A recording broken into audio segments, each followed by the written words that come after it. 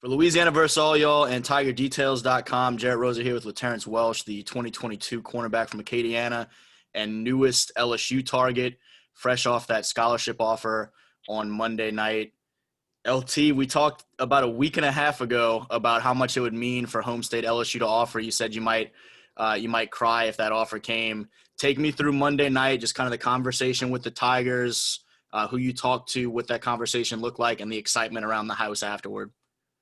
I got the call probably around 5 o'clock. I was just about to go take a nap because I was tired from school, and we were just having a regular conversation at first about the game, and he asked me my good and bad things about the game I watched yesterday, and Sunday, and I was just talking about Jalen Ramsey. Then he came out of nowhere and just said, "Call me," and he answered he answered the phone. Then he passed the phone to Coach O. And Coach O basically said, we would like to give you a scholarship to Louisiana State University. And we were just talking about life. Then he passed the phone back to Coach. Then magic happened. What was the emotion like for you and for your family? Because I saw them out there at state championship, a big group with the Welsh name on their back, supporting you and just your second game back since being brought back from that injury rehab. And I mean, just such a good group of people around you, excited for all those big moments. And this certainly was another big one in a couple weeks that has been a really exciting couple weeks for you guys. It was just a blessing. The emotion around the house was everybody was just happy. I shed a couple of tears because I never thought it would come so soon, and it's really my dream school. And I'm just blessed to have the opportunity to play. I'm blessed to have that opportunity to get that scholarship, and most likely will play there one day, and it's just a blessing. When you look at, and we talked some, I guess, at a point where we didn't know if we were going to have this past season because it's been such a weird stretch the last year or so. And we talk so much about sort of the challenges of life right now in 2020 or now 2021. For you to get that news that you're going to be able to play in the playoffs, that we didn't know if you were going to get that chance, and then you go out and you have the game-sealing interception on the two-point conversion. You guys celebrate Christmas, you have the state championship, you do New Year's, you come back, get with your guys with the bootleggers and start doing some spring work, and then you get the LSU offer. What have the last 2.5, 3 weeks of your life been like? Because it's in the middle of all the challenges in the world around us. You've had some pretty big life moments all kind of come rapid fire. It's exciting because I'm just blessed to have the opportunity to play in the two games that really counted. And it's just been exciting. Had fun with the guys for the bootleggers. Looking forward to having fun next week and this weekend. I'm going to go to Miami. I had an exciting 2 weeks, and yesterday really hit the spot. You mentioned the conversation with Coach Raymond and Coach O for the scholarship offer, but as much as the offer just now comes this week, that's a relationship that's been there for a while where you and Corey had connected over a long period of time.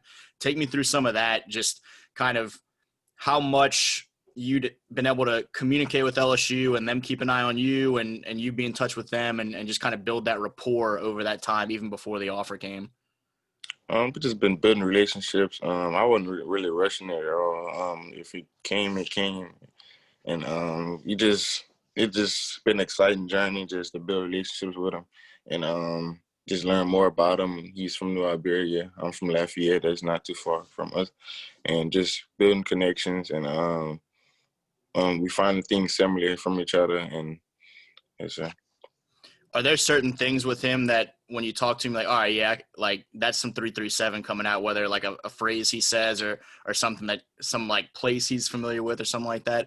What has kind of stood out with him that kind of makes it click that that's where he's from, that's where he grew up? Like say we get on FaceTime, he'd be like ball.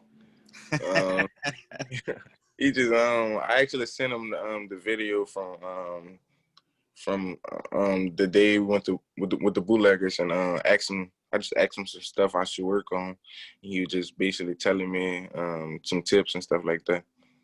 What have been some of those things as you get back into the flow of things and you have those 2 games to end your junior season and you get into some of the off-season work?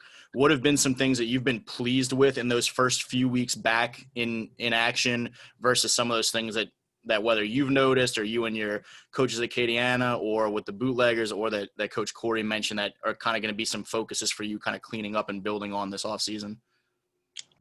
Basically working on my speed. I'm fast, but the injury probably gonna slow me down just a little. Just working on that, getting stronger, and for Acadiana, just being that leader on the team. I'm gonna be the senior, and just if I want to go back to back to back, I'm gonna have to step up and be that leader for the team.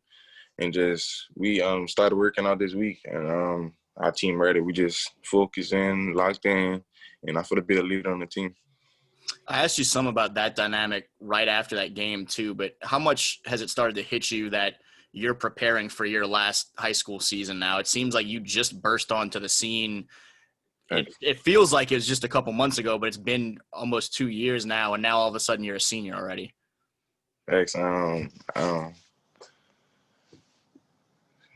They started me as a sophomore, and it's unreal that I'm really for the best senior. And I know I used to look up to the seniors that when I was a freshman, and it's just so unreal that I feel to be getting coached by Coach McCullin, and Coach Sebo, and the rest of the coaching staff for one more year.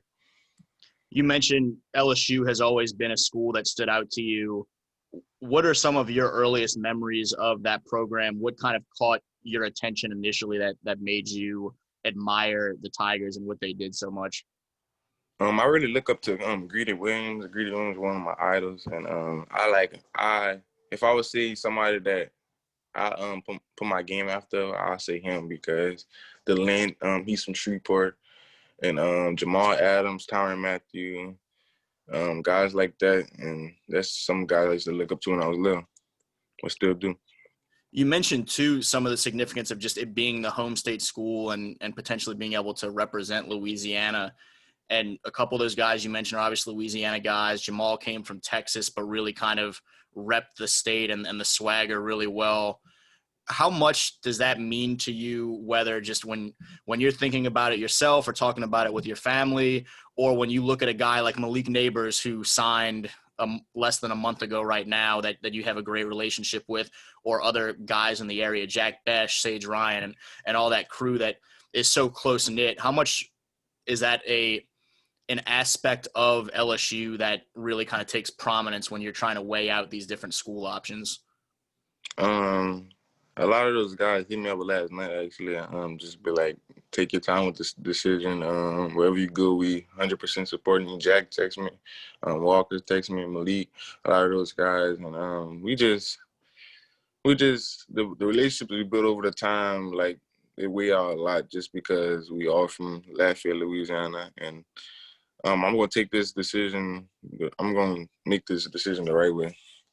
And you have some other great options that we just talked about recently. I mean, Oklahoma, Mississippi State, and that long list that we discussed in the summer. Who have been some of the others that over the last few weeks you've heard from some of the most? Who have been some of the other in most constant contact?